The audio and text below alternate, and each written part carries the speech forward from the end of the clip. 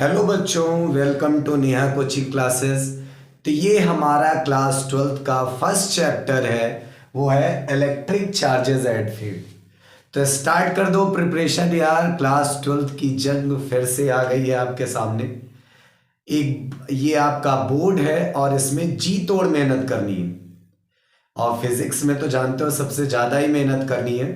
तो इसलिए बिल्कुल एक कंसिस्टेंसी बना लो कि रेगुलर पढ़ना है, थोड़ा ही पढ़ना है, कोई ज़्यादा पढ़ने की ज़रूरत नहीं है। फिजिक्स को थोड़ा ही पढ़ो, रेगुलर पढ़ो, और डेली का एक अपना टारगेट बना के पढ़ो कि आज हमें इतना कंप्लीट करना है विथ न्यूमेरिकल, विथ थ्योरी, और उसके साथ जो एक्स्ट्रा ऑर्डिनरी हमारे क्वेश्चंस होते हैं, जो हाई ऑर्डर थिंकिंग एबिलिटी वाले क्वेश्चंस होते हैं, उनको भी सॉल्व करना है। और ध्यान रखना, अगर आप सीबीएसई बोर्ड में हो या फिर आप किसी भी बोर्ड में हो, तो याद रखना एमसीक्यू अब आपके लिए बहुत इंपॉर्टेंट हो गया है।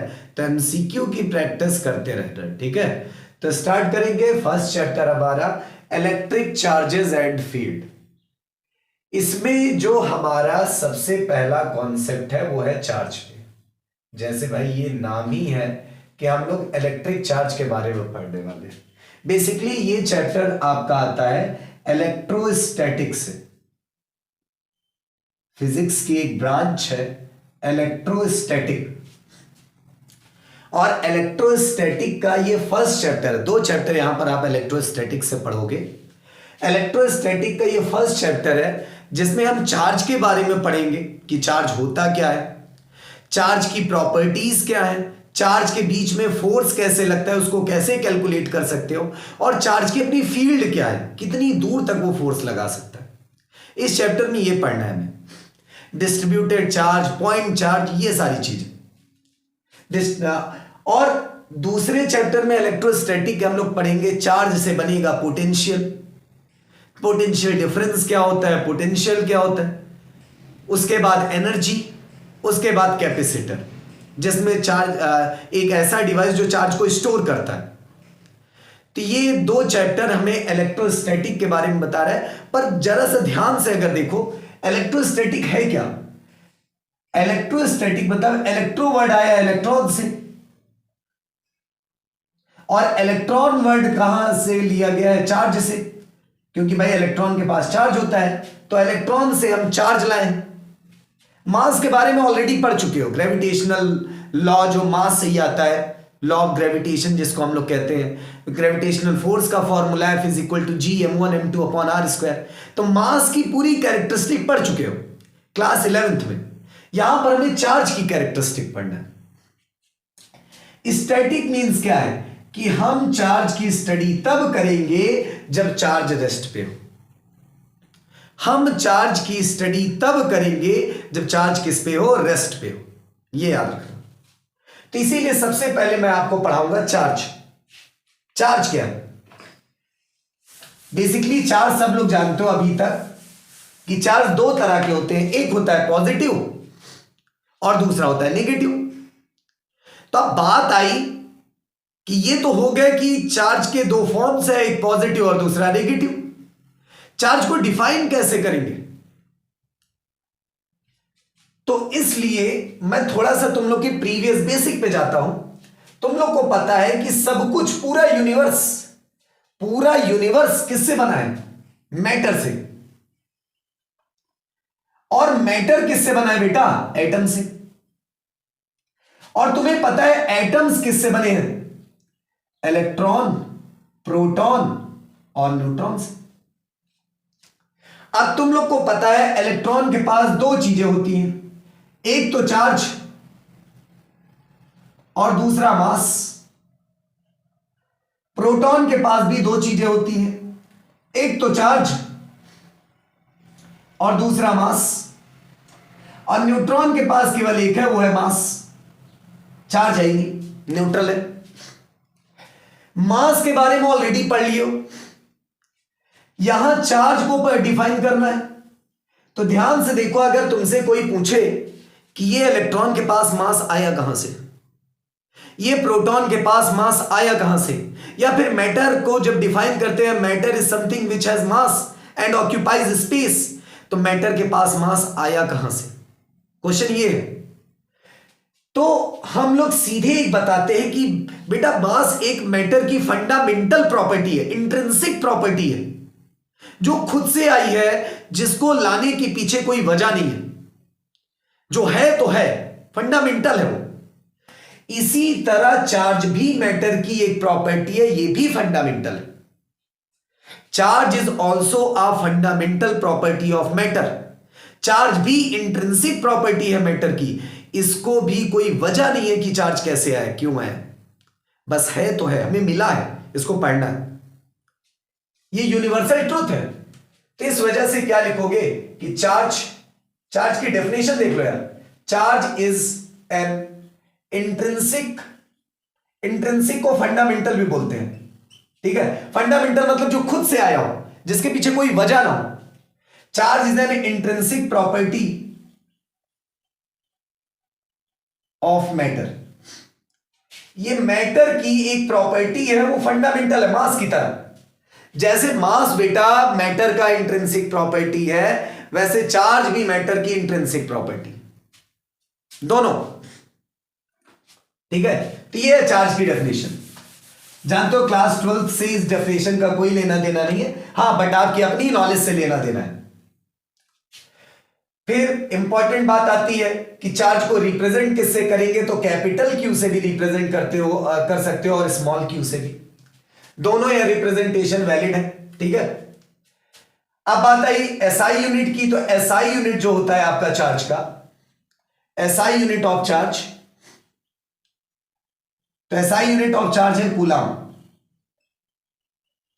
और इसको कैपिटल सी से आप रिप्रेजेंट कर सकते हो, कूलम। फिर तीसरी बात है, ये वेक्टर है कि स्केलर, तो चार्ज इज स्केलर क्वांटिटी, इसमें डायरेक्शन की कोई जरूरत नहीं है, ठीक है। तो चार्ज इज स्केलर क्वांटिटी।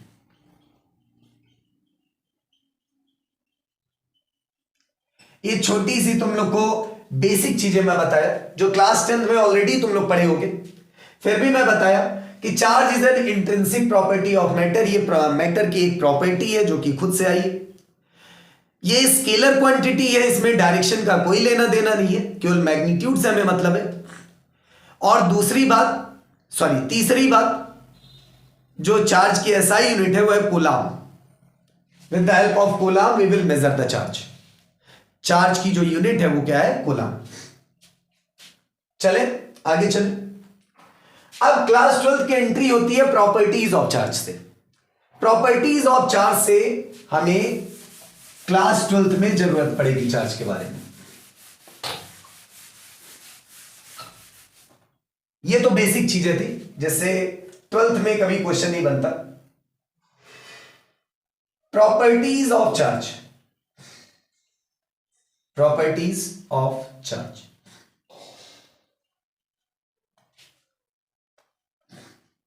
और सबसे पहली प्रॉपर्टी है कंजर्वेशन ऑफ चार्ज।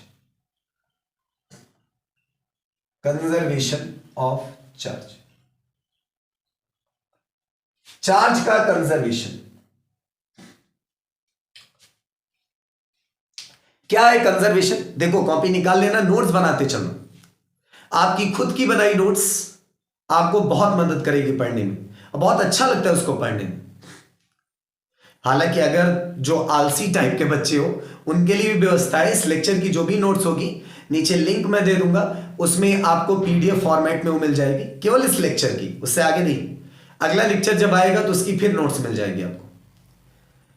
बट मेरा ये कहना है कि आप उसको एक किनारे रखो, नोट्स खुद से बनाओ, ठीक है, वीडियो के साथ।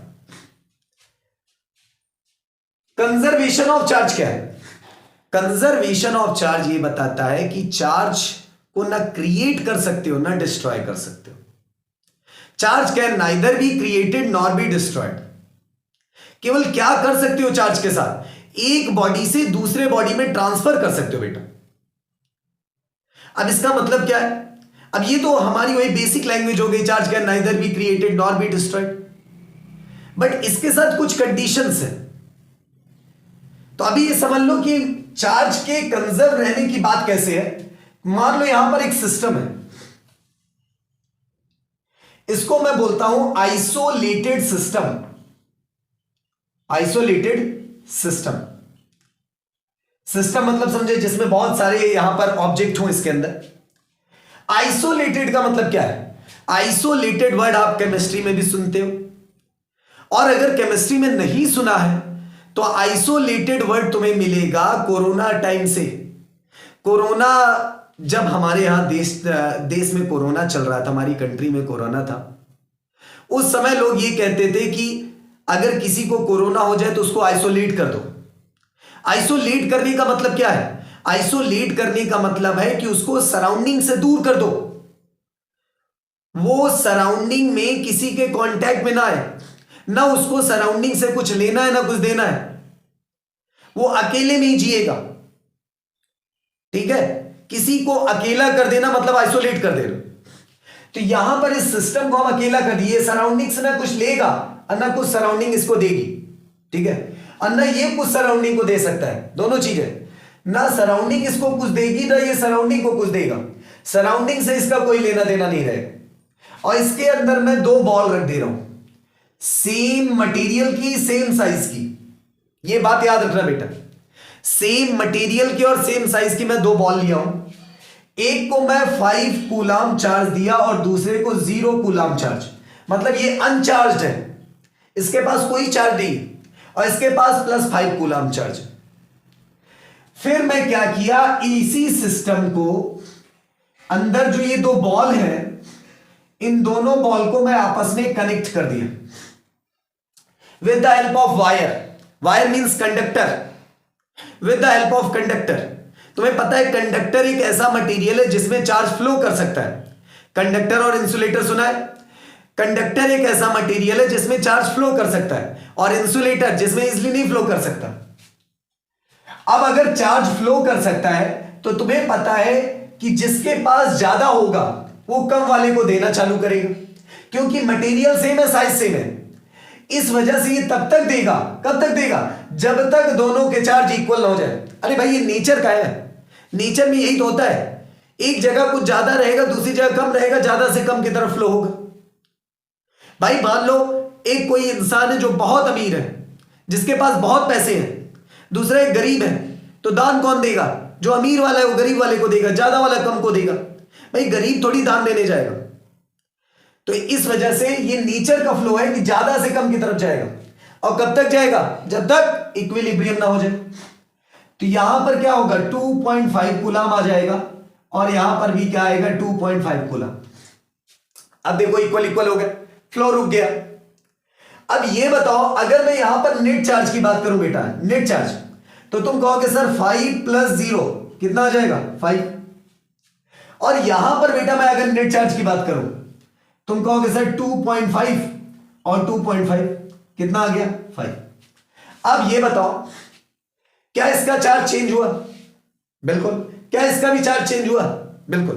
पर अगर इस पूरे सिस्टम का मैं नेट चार्ज देखूं, इस पूरे सिस्टम का नेट चार्ज, तो ना चार्ज बना है ना चार्ज डिस्ट्रॉय हुआ है। Charge can neither be created nor be destroyed. जितना पहले था बेटा उतना अभी भी है। आपस में लेन देन कर सकते हैं, चार्ज का ट्रांसफर हो सकता है, बट चार्ज को ना क्रिएट कर सकते हो ना destroy. That is conservation of charge. For any isolated system the total charge of the system is always constant. किसी आइसोलेटेड सिस्टम में चार्ज, किसी भी आइसोलेटेड सिस्टम का जो टोटल नेट चार्ज है वो आपका क्या होगा? कांस्टेंट, हमेशा कांस्टेंट होगा। यही है बेटा आपका कंजर्वेशन ऑफ चार्ज। क्या है? The net charge of any isolated system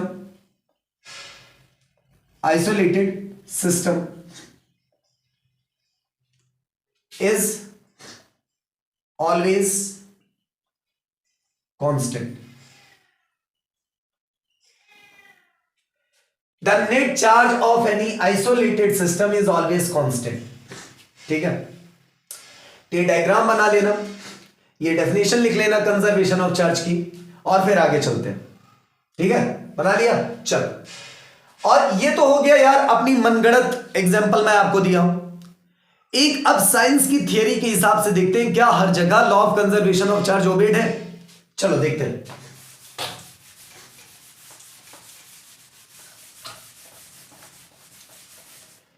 तुम सब लोग सुने हो लाइट के बारे में, ठीक है, तुम सब लोग सुने हो लाइट के बारे में। लाइट फोटोन से बना होता है बेटा।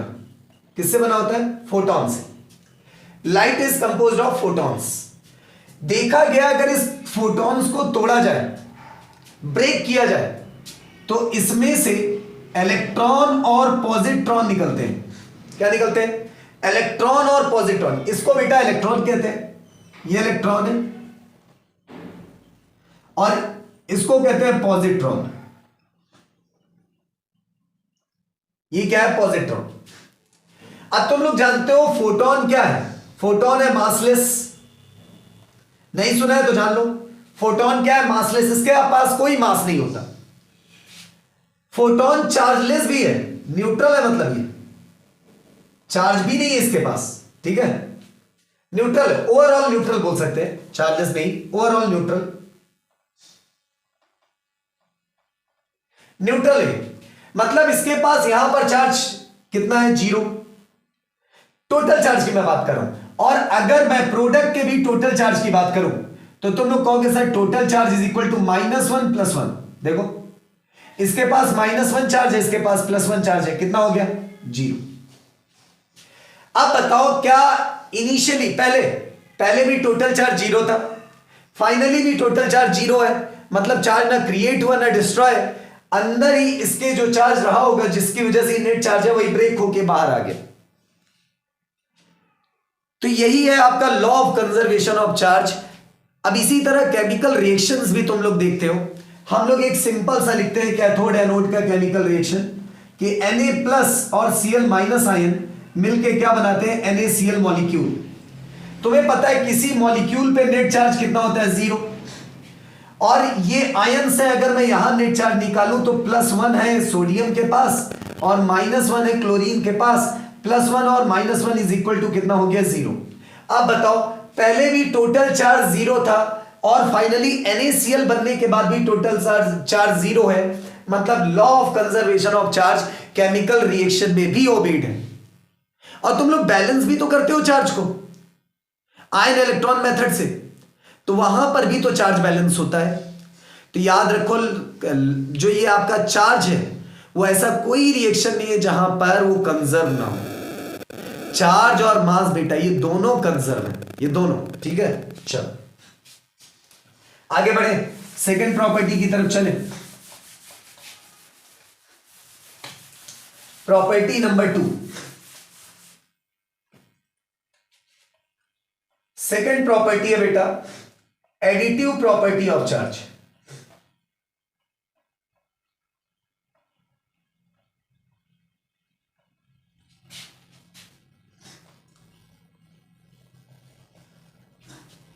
Additive property of charge. अब तुम लोग को मैं शुरू में ही बताया हूं कि चार्ज एक स्केलर है। स्केलर मतलब जिसको डायरेक्शन से कोई लेना देना नहीं। Charge is a scalar quantity, उसको डायरेक्शन से कोई लेना देना नहीं। तो हम मान लेते हैं ये एक सिस्टम है और इसके पास बहुत सारे चार्ज पार्टिकल हैं, बहुत सारे चार्ज पार्टिकल। किसी के पास +2 कूलम है, किसी के पास +3 है, किसी के पास +8 है, तो किसी के पास +6 है, फिर किसी के पास -2 है, ठीक है, सब कूलम में है बेटा, सब कूलम में। किसी के पास +8 है, किसी के पास -12 है, किसी के पास -20 है, किसी के पास +1 है, किसी के पास +2 है और किसी के पास +3। अब मैं तुमसे पूछूं कि बताओ इस पूरे सिस्टम का टोटल चार्ज बताओ। तो अब टोटल चार्ज अगर हमें इसका निकालना है तो हमें सिंपली सारे चार्जेस, अब ये एडिटिव प्रॉपर्टी यही बता रहा है। एडिटिव प्रॉपर्टी बता रहा है कि अगर किसी सिस्टम में बहुत सारे चार्जेस हैं, ग्रुप ऑफ चार्जेस प्रेजेंट हैं और उनसे टोटल चार्ज निकालना है आपको, उस सिस्टम का नेट चार्ज निकालना है, तो आप सिंपली कुछ ना करो, उनका एल्जेब्रिक सम करो। एल्जेब्रिक सम का मतलब जो प्लस में है वो ऐड होगा, जो माइनस में है वो सब्ट्रैक्ट होगा।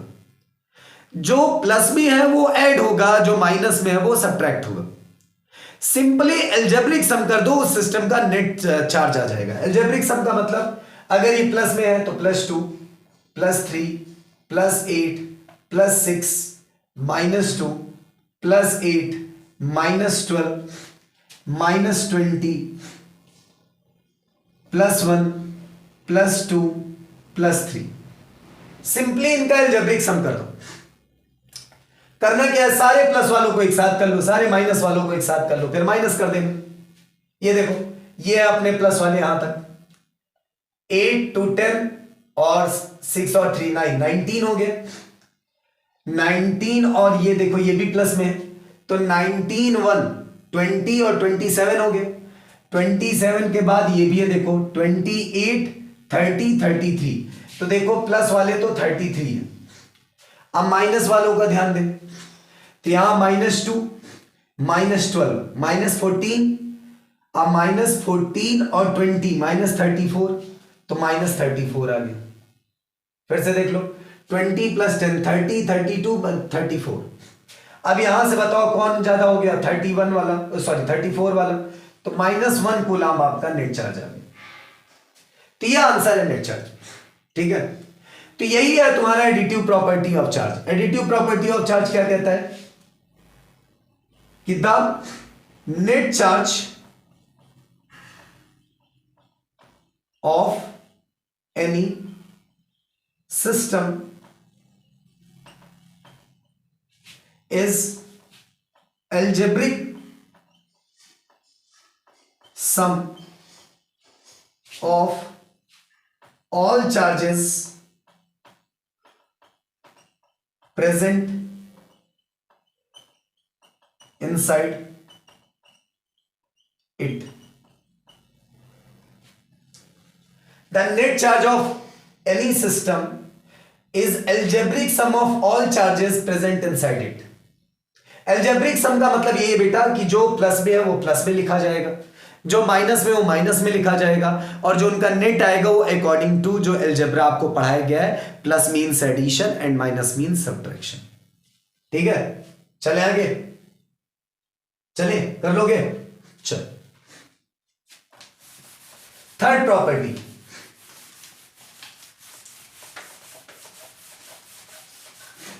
Third property.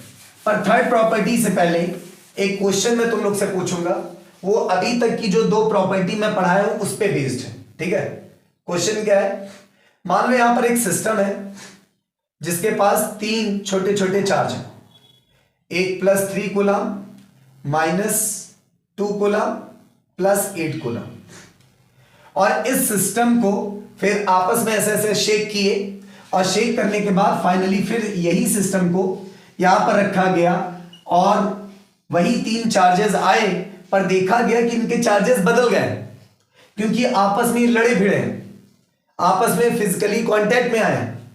तो इस वजह से देखा गया कि इसके पास +5 कूलम हो गया, ठीक है, और इसके पास +2 कूलम हो गया। अब तुम्हें बताना है इसके पास कितना कूलम चार्ज होना चाहिए, जल्दी से कमेंट कर दो, इसके पास कितना कूलम चार्ज होना चाहिए। चलो कर दिया कमेंट, चल देखते हैं हम।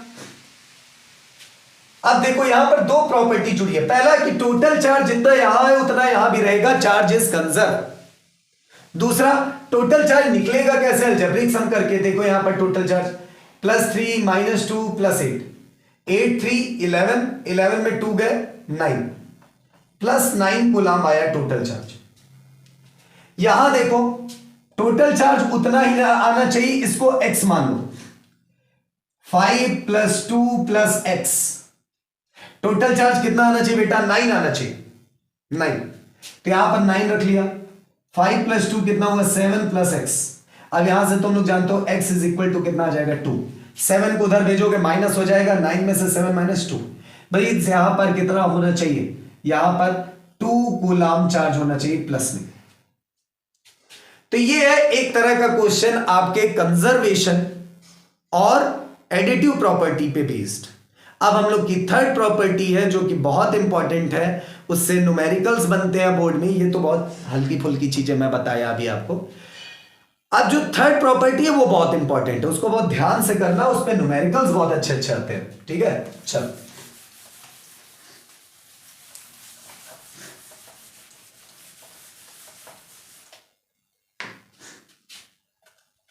थर्ड है बेटा quantization of charge.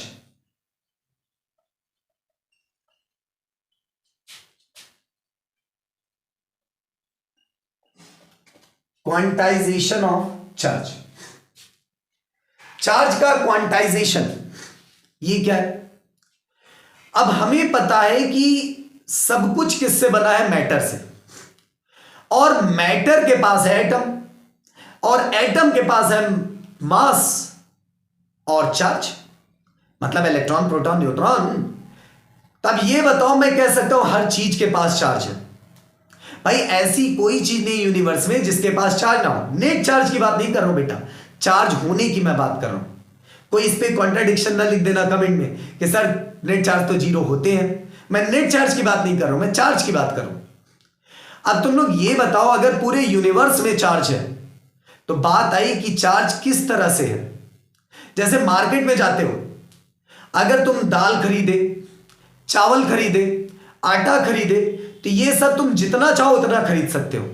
100 gram, 50 gram, 1 kilo, 1.5 kilo, 2 kilo, जितना चाहो फ्रैक्शन में भी ला सकते हो इसको तुम। पर अगर तुम मार्केट में जाओ, तुम्हारी बहुत इच्छा है कच्चा मैंगो बाइट खाने का, कच्चे आम का स्वाद, पर आज तुम्हारी इच्छा ऐसी है कि तुम्हें केवल आधी टॉफी खानी है, आधी ज्यादा तुम्हें नहीं खानी है, खरीदोगे भी केवल आधी। तो अब ये बताओ क्या मार्केट में आधी टॉफी अवेलेबल है? नहीं। अगर मिलेगी तो पूरी की पूरी टॉफी मिलेगी, आधी नहीं मिलेगी। तो मन में ये क्वेश्चन आया कि चार्ज कैसा है? क्या आटे जैसा चार्ज है कि जितना चाहे उतना मिल जाएगा, फ्रैक्शन में चाहे फ्रैक्शन में मिल जाएगा, या फिर टॉफी जैसा हाल है चार्ज का कि मिलेगा तो सिर्फ पैकेट में, फ्रैक्शन में नहीं मिल सकता? तो देखा गया, एक्सपेरिमेंट से देखा गया कि चार्ज बेटा क्वांटाइज्ड है, मतलब चार्ज कच्चा मैंगो बाइट की तरह पैकेट्स में है, पैकेट्स में बिक रहा है। लेना है तो पूरा पैकेट मिलेगा, नहीं तो नहीं मिलेगा। फ्रैक्शन में आपको नहीं देंगे, आधा पैकेट नहीं है अवेलेबल। लेना है तो पूरा पैकेट लो, 1 पैकेट लो, 2 पैकेट लो, 10 पैकेट लो, अरे 100 पैकेट लो, 1000 पैकेट लो, सब मिल जाएगा, पर मिलेगा पैकेट का पैकेट ही, खुला नहीं बिकेगा। चार्ज का ऐसा हाल है। इसीलिए यहां पर एक वर्ड यूज किया गया, क्वांटा। क्वांटाइजेशन में एक वर्ड आया क्वांटा। क्वांटा मीन्स होता है पैकेट बेटा, ये पैकेट्स में अवेलेबल है, छोटे छोटे एनर्जी के पैकेट्स, छोटे छोटे चार्ज के पैकेट्स, पैकेट्स में अवेलेबल है। और जो जैसे कच्चा मैंगो टॉफी का पैकेट तुम्हें पता है इतना छोटा सा होता है टॉफी का, सबसे छोटा वाला, भाई बड़े भी बनते होंगे, सबसे छोटा वाला, सबसे छोटा पैकेट। इसी तरह चार्ज का सबसे छोटा पैकेट को बोला जाता है ई, और इसकी वैल्यू होती है 1.6 इंटू 10⁻⁻19 कूलम। इसको बोलते हैं बेटा इलेक्ट्रॉनिक चार्ज। क्या बोलते हैं? इलेक्ट्रॉनिक चार्ज, या फिर क्या बोलोगे? Fundamental charge. फंडामेंटल क्योंकि ये पैकेट आपको मिला है, ऑलरेडी मिला हुआ पैकेट के फॉर्म में मिला है। कहां से आया, कौन पैकेट बनाया, कोई बोल नहीं सकता। अगर मैं तुमसे कहूं कि इलेक्ट्रॉन के पास इतना चार्ज किसने दिया और ये ब्रेक क्यों नहीं हो सकता, तो तुम लोग कहोगे ये नहीं पता है, और कोई भी कहेगा ये नहीं पता है, क्योंकि इसके पीछे कोई वजह नहीं, इसीलिए इसको फंडामेंटल चार्ज दिया गया। और मैं ये नहीं कहता कि साइंस की लिमिट हो गई है, यहां से आगे रिसर्च हो सकते हैं, इसको भी पता लगाया जा सकता है कि इसके पास इतने चार्जेस कैसे आए, पर अभी के लिए फंडामेंटल। तो जो ये इलेक्ट्रॉन का छोटा सा पैकेट है 1.6 इंटू 10⁻⁻19 कूलम, इसी पैकेट के फॉर्म में चार्ज हमारे यूनिवर्स में प्रेजेंट है। तो अगर किसी सिस्टम को चार्ज लेना है, मान लो कोई सिस्टम है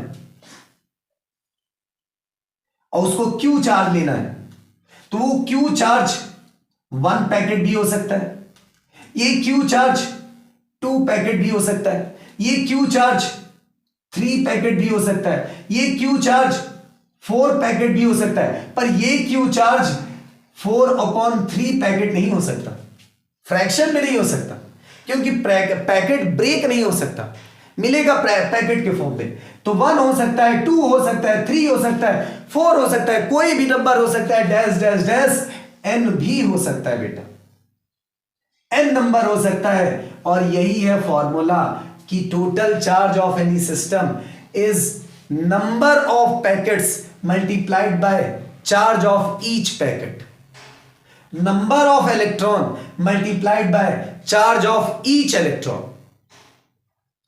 भाई उसको अभी तक हम लोग इलेक्ट्रॉन ही पढ़ते हैं, और इलेक्ट्रॉन का ही लेन देन कर सकता है सिस्टम, तो इसीलिए मैं इलेक्ट्रॉन इसको बोला, ठीक है। तो क्वांटाइजेशन ऑफ चार्ज क्या बोलता है बेटा? क्वांटाइजेशन ऑफ चार्ज कहता है कि किसी सिस्टम में चार्ज पैकेट के फॉर्म में अवेलेबल है, वो फ्रैक्शन में नहीं मिलेगा, ठीक है। तो क्या लिखोगे?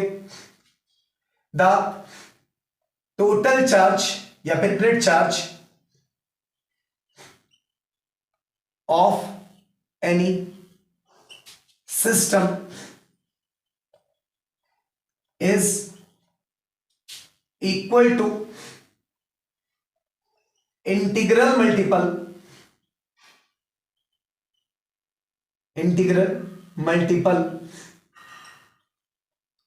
of fundamental charge.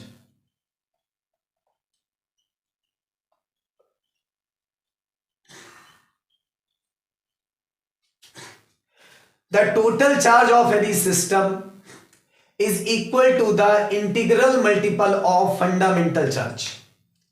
किसी सिस्टम का बेटा जो टोटल चार्ज होगा वो इंटीग्रल मल्टीपल है, इंटीग्रल मींस ये n कुछ भी हो सकता है, 1 2 3 4 5 6 कोई भी इंटीजर, उसके फंडामेंटल चार्ज के इंटीग्रल मल्टीपल है। फंडामेंटल चार्ज क्या है बेटा? E is equal to 1.6 into 10 to the power -19 coulomb, ये है फंडामेंटल चार्ज। और फॉर्मूला क्या है? Q is equal to NE, Q is equal to N। Q क्या है? टोटल चार्ज, सॉरी, N क्या है बेटा? नंबर ऑफ इलेक्ट्रॉन्स भी बोल सकते हो। E क्या है? Electronic charge 1.6 into 10 to the power -19, ये। और यही फॉर्मूला इंपॉर्टेंट है आपके प्रॉपर्टीज ऑफ चार्ज, इसी से बनते हैं न्यूमेरिकल, इसी से बोर्ड न्यूमेरिकल कई बार पूछा है और हर साल लगभग इसको इन्वॉल्व ही कर देता है, ठीक है। किसी ना किसी क्वेश्चन में इसके एंट्री कर देगा। चले क्वेश्चन करें इससे, चल क्वेश्चन करते हैं।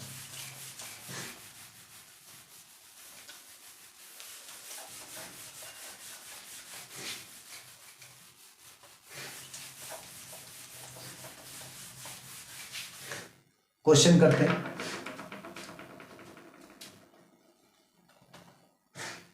Question number 1, find the number of electron required for 1 coulomb charge। Question क्या है? नंबर ऑफ इलेक्ट्रॉन निकालना है, ये किसके लिए? 1 कूलम चार्ज के लिए। तो ध्यान से देखो, चार्ज दे रही है तुम लोग को 1 coulomb, number of electron means n निकालना है। फॉर्मूला क्या होता है बेटा? Q is equal to NE, ठीक है। Q is equal to NE, total charge की जगह पर 1, n की जगह पर कुछ नहीं, और E तो खून में दौड़ना चाहिए, इसको इतना रटो कि खून में दौड़े बेटा, ठीक है। E की value 1.6 into 10 to the power -19 coulomb. तुम्हें पता है n निकालना है तो मल्टीप्लाई में है, तो इधर आएगा तो डिवाइड में। 1.6 into 10 to the power -19 is equal to क्या हो गया? n। फिर यहां से देखो n इज इक्वल टू, अगर मैं इसका डेसिमल हटाऊं तो ऊपर एक जीरो बढ़ जाएगा, तो ये हो जाएगा 10, और 10 टू द पावर -19 है, ऊपर भेजोगे +19, तो 10 की पावर +19, भाई जानते हो ना, नीचे से किसी चीज को ऊपर भेजोगे तो पावर पॉजिटिव हो जाएगा, और पॉजिटिव होगा तो निगेटिव हो जाएगा। तो यहां निगेटिव है इसलिए पॉजिटिव हो गया। नीचे बचा 16, 2 से कट करो 5, 2 से कट करो 8, और इसको डिवाइड करो। 5 को 8 से अगर डिवाइड करोगे तो क्या आएगा, ये आएगा 0.625 इंटू 10 की पावर 19। साइंटिफिक नोटेशन में लिखना है तो एक बार डेसिमल को खिसका दो। और तुम्हें पता है डेसिमल अगर राइट साइड खिसकता है, ध्यान रखो, इंपॉर्टेंट बात है, याद कर लो, डेसिमल राइट साइड ले जाओगे तो पावर को माइनस करना, डेसिमल लेफ्ट साइड लाओगे तो पावर में प्लस करना, जितनी बार ले जाओगे उतना माइनस प्लस। ठीक है, एक बार ले गया 6.25, पावर को एक माइनस किया, 19 माइनस 1, 19 माइनस 1 कितना हो जाएगा 18, तो 18 लिख देंगे। तो ये हो गया तुम्हारा n। n क्या है, नंबर, कोई यूनिट नहीं होगी। तो n is equal to 6.25 into 10 to the power 18। इतने इलेक्ट्रॉन्स को ट्रांसफर करोगे तो एक कूलाम चार्ज हो जाएगा। एक कूलाम चार्ज की व्यवस्था करने के लिए 6.25 into 10 to the power 18 electrons की जरूरत है। ठीक है, नोट कर लो इसको। तो हम लोग का सेकंड क्वेश्चन है कि how many electron should be removed from the body to acquire +1 coulomb charge. फिर what is the total loss of mass of body. तो अभी फर्स्ट क्वेश्चन यही किया है कि एक कूलाम चार्ज के लिए कितने इलेक्ट्रॉन की जरूरत है, तो हम लोग ऑलरेडी किए हैं। ठीक है, अब ये हमसे क्या पूछ रहा है कि टोटल लॉस ऑफ मास भी निकालना है। तो फर्स्ट पार्ट तो वही है, जल्दी से कर लो तुम लोग। ठीक है, इसको एक काम करते हैं, थोड़ा सा बदल देते हैं, इसको कर देते हैं 2, अब थोड़ा आनंद आएगा। ठीक है, तो अब हम लोग निकालते हैं पहले नंबर ऑफ इलेक्ट्रॉन, कितने इलेक्ट्रॉन का लॉस होगा। Formula Q equal to NE। Charge देखो बेटा तुम्हें दिया है 2 कूलाम, 2, n निकालना है, E तुम्हारे खून में दौड़ना चाहिए 1.6 इंटू 10 टू दी पावर -19। इसको फिर से डिवाइड में भेजेंगे तो ये हो जाएगा तुम लोग का 2 divided by 1.6 into 10 to the power -19 is equal to n। फिर यहां से 19 को ऊपर ले जाओगे तो प्लस में हो जाएगा, डेसिमल हटाओगे 0 बढ़ जाएगा, तो हो जाएगा 20 divided by 16 into 10 to the power +19 is equal to n। ये हो गया तुम्हारा। अब तुम इसको अगर कट करो तो ये देखो 4 5 जा और 4 4 जा, देखो 4 4 जा 16, 4 5 जा 20, तो ये आ गया तुम्हारा 5 into 10 to the power 19 divided by 4 is equal to n। सही है, 4 से डिवाइड करो 5 को तो ये आएगा तुम्हारा 1.2 और फिर 5, 1.25 into 10 to the power 19 n। ये आ गया तुम्हारा नंबर ऑफ इलेक्ट्रॉन। बेटा तुमसे पूछा है मास, अब ये बताओ एक इलेक्ट्रॉन जाएगा तो अपना मास लेके जाएगा, 2 इलेक्ट्रॉन जाएगा तो उसका डबल मास लेके जाएगा, 3 इलेक्ट्रॉन जाएगा तो उसका ट्रिपल मास लेके जाएगा। मतलब अगर हम एक इलेक्ट्रॉन का मास पता लगा लें तो टोटल मास मिल जाएगा, क्योंकि हमारे पास नंबर ऑफ इलेक्ट्रॉन तो है।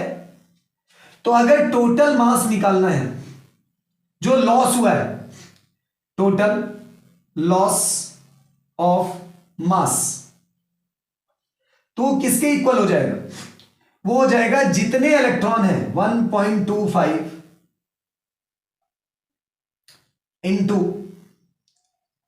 10 टू दी पावर 19, इसको मल्टीप्लाई कर दो एक इलेक्ट्रॉन के मास से, 9.1 इंटू 10 पावर -31 kg।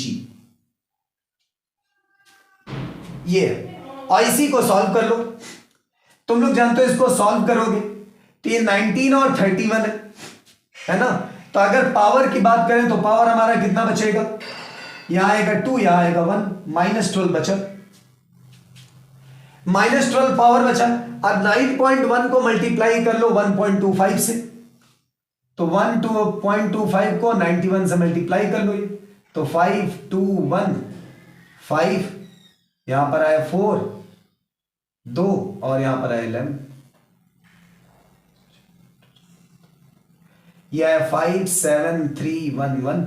डेसिमल क्या है 213, 3 के बाद यहां पर यह है 11.37। देखो 11.375 इंटू 10⁻⁻12 kg। यह है मास डेटा। टोटल मास कितना है 11.375 इंटू 10⁻12 kg। तो ये इसका सेकेंड टाइप का क्वेश्चन कि नंबर ऑफ इलेक्ट्रॉन के बाद तुमसे मास भी पूछ सकते हैं। ठीक है, एक और क्वेश्चन करते हैं, नोट कर लो इसको जल्दी से। नोट कर लिया सब लोग? तो ये है हमारा थर्ड क्वेश्चन कि a copper sphere of mass 2 gram contains about 2 into 10⁻22 atoms. The charge on the nucleus of each atom, यहां पर थोड़ा सा गड़बड़ है। The charge on the nucleus of each atom is 29 E। What fraction निकालना है बेटा, यहां पर फ्रैक्शन ऑफ इलेक्ट्रॉन का फ्रैक्शन निकालना है। Must be removed from the sphere to give it a charge of +2 microcoulomb. मतलब यहां पर दो चीज चाहिए तुम्हें। पहला, कितना इलेक्ट्रॉन रिमूव किया जाए, नंबर ऑफ इलेक्ट्रॉन जो निकला हो +2 माइक्रोकूलम के लिए। ये माइक्रो क्या है अभी मैं बताऊंगा तुम लोग को। और दूसरा, पहला तो नंबर ऑफ इलेक्ट्रॉन चाहिए जो रिमूव हुआ हो इतने चार्ज के लिए। दूसरा, तुम्हें पता लगाना है कि टोटल कितने इलेक्ट्रॉन्स थे। भाई कॉपर के इतने एटम्स के पास टोटल कितने इलेक्ट्रॉन है और उसमें से कितना रिमूव हो गया, वही तो फ्रैक्शन है। वही तो क्या है, फ्रैक्शन। तो सबसे पहले हम लोग लिखेंगे नंबर ऑफ एटम्स कितने हैं भाई, नंबर ऑफ एटम्स, क्योंकि हमें पता है हर एटम में न्यूक्लियस है और हर एटम के अंदर इलेक्ट्रॉन भी है। तो नंबर ऑफ एटम पहले पता चल जाए, वो है 2 इंटू 10⁻22। फिर तुम्हें पता है कि हर एक न्यूक्लियस पे कितना चार्ज होता है, चार्ज ऑन ईच न्यूक्लियस, हर एक न्यूक्लियस पे कितना चार्ज होता है। तुम्हें पता है न्यूक्लियस का चार्ज हम लोग केमिस्ट्री में भी लिखते आए हैं Ze। जेड क्या है, नंबर ऑफ प्रोटॉन, ई क्या है, एक प्रोटॉन का चार्ज। और यहां पर न्यूक्लियस का चार्ज दिया भी है, ये देखो ईच न्यूक्लियस का चार्ज दिया है, कितना दिया है 29 E। तो यहां से एक बात तो समझ में आई कि ई से ई गए कट और यहां से एटॉमिक नंबर मिल गया 29।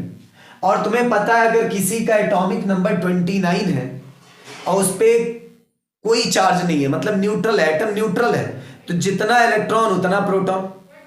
तो अगर 29 प्रोटॉन है तो 29 ही इलेक्ट्रॉन भी होंगे। तो यहां से हम लोग लिख सकते हैं कि number of electron in each atom, हर एक एटम में कितने इलेक्ट्रॉन हैं, 29 इलेक्ट्रॉन। अब हमारे पास कितने एटम है, इतने एटम है, तो टोटल इलेक्ट्रॉन कितना होगा। ठीक है, तो टोटल इलेक्ट्रॉन निकालने के लिए हमें क्या करना पड़ेगा, थोड़ा सा इरेज करते हैं यहां ऊपर।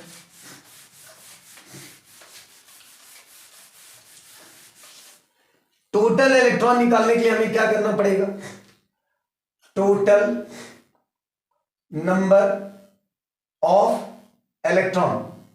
क्या करोगे, एक एटम में कितने इलेक्ट्रॉन है 29 और टोटल नंबर ऑफ एटम कितने हैं 2 इंटू 10⁻22। तो ये कितना हो जाएगा, देखो यहां से 9 2 जाए 18 और 4 1 5 58 इंटू 10⁻22।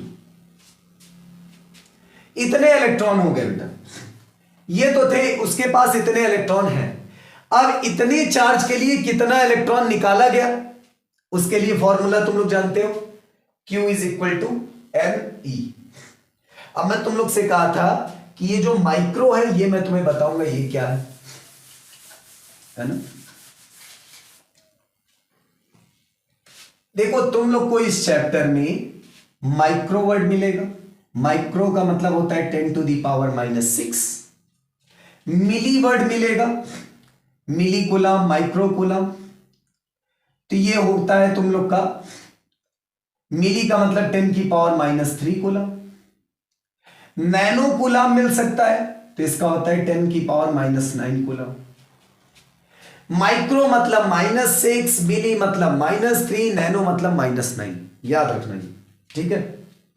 तो माइक्रो कूलम है, मतलब जो भी माइक्रो कूलम दिया है हमें उसको हम लोग किससे मल्टीप्लाई कर देंगे, 10⁻⁻6 से।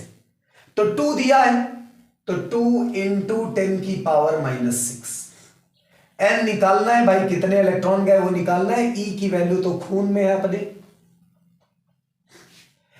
n के लिए इसको डिवाइड में भेजें तो 2 × 10⁻⁻6 डिवाइडेड बाई 1.6 × 10⁻⁻90। तुम्हें पता है इसको ऊपर ले जाओगे प्लस में हो जाएगा। +19 में से 6 गया, कितना बचा, 13।